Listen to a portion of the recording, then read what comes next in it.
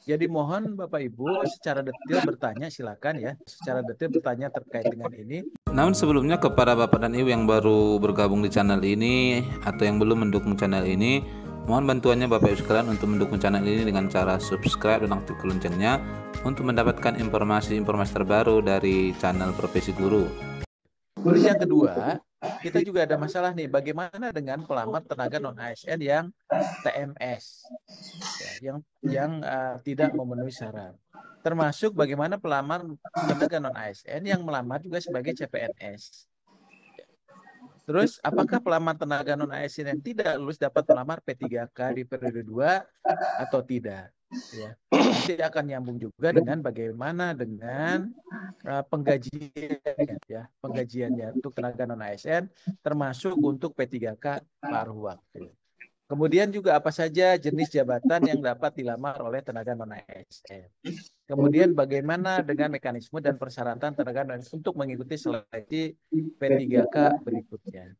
Termasuk juga kapan tenaga non ASN yang tidak lulus itu bisa mengikuti seleksi periode 2, maksudnya ya periode seleksi periode 1 dan dapat mengikuti seleksi di periode 2. Nah, oleh sebab itu Bapak Ibu sekalian, pada prinsipnya nanti akan dijelaskan oleh Pak Suryo ya dengan tim. Ini sebetulnya kita harus jawab ini. Ya, jawab ini.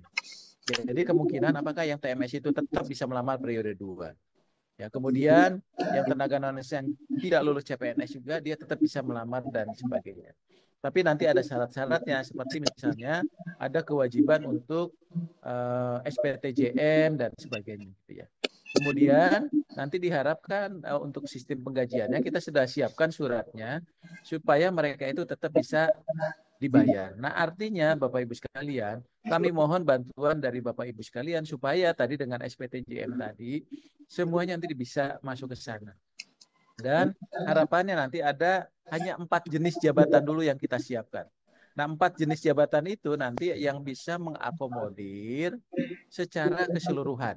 Ya, secara keseluruhan. Jadi, apapun kualifikasinya, gitu, unitnya di mana 4 jabatan ini. Nanti akan dijelaskan oleh tim teknis.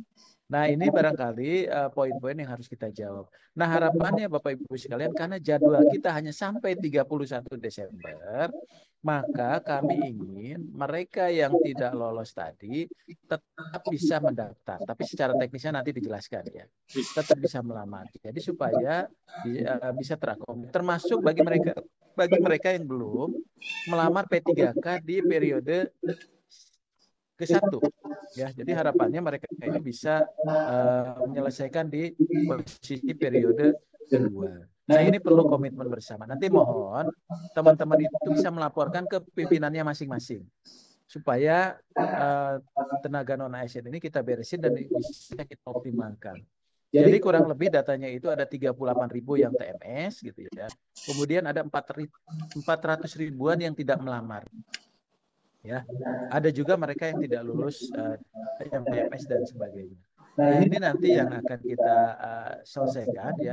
Kita akan selesaikan di posisi ini. Makanya ini karena waktunya mendesak, kami pun agak mendadak mengundang Bapak Ibu sekalian. Tapi kami yakin bahwa proses ini barangkali akan membantu Bapak Ibu sekalian untuk menyelesaikan tenaga non ASN yang ada saat ini karena memang tenggat waktu kita hanya 31 Desember 2024. Tapi yang lebih penting adalah bahwa proses pengalihan ini sudah kita awali di Desember 2024. Jadi walaupun prosesnya ke depan, tapi kita komitmen kepada undang-undang gitu bahwa prosesnya itu kita jalankan di Desember 2024.